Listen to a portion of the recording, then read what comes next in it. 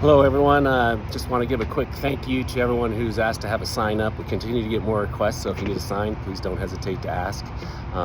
We figured we've traveled over 700 miles crisscrossing the district, just putting up signs, and happy to do it.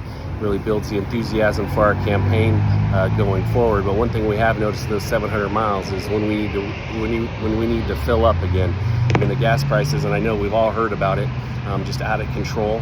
Hey, I know there's a war going on in Iran, but this transcends what California is going through. I mean, the national average right now for gas is around $3.79. We're here in California, we're paying $5.70 a gallon.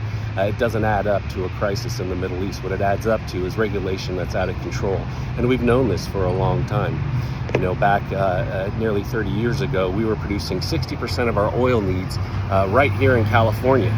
In fact, the oil needs of California, even with all the electrical vehicles out there, is tremendous. As an entity itself, California is the third largest entity in the world when it comes to oil consumption.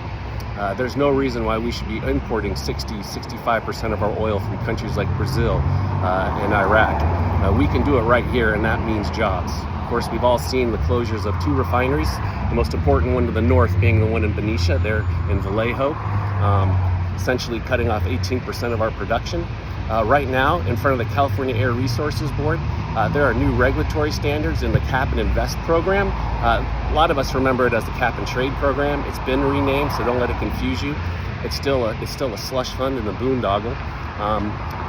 The president of Chevron has written a letter to the Governor Newsom telling him that if the California Air Resources Board goes through with these new regulatory actions in May, by 2030, it alone will add another $1 to the price of gasoline and ultimately risk the closure of the remaining fuel refineries we have in California.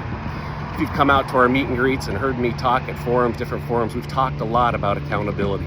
And that's priority number 1. And accountability for these bureaucratic organizations like CARB or the Coastal Commission or the Public Utilities Commission, that when they take action that directly affects our economy and our families' pocketbooks, that this legislature take action to stand up and hold them accountable.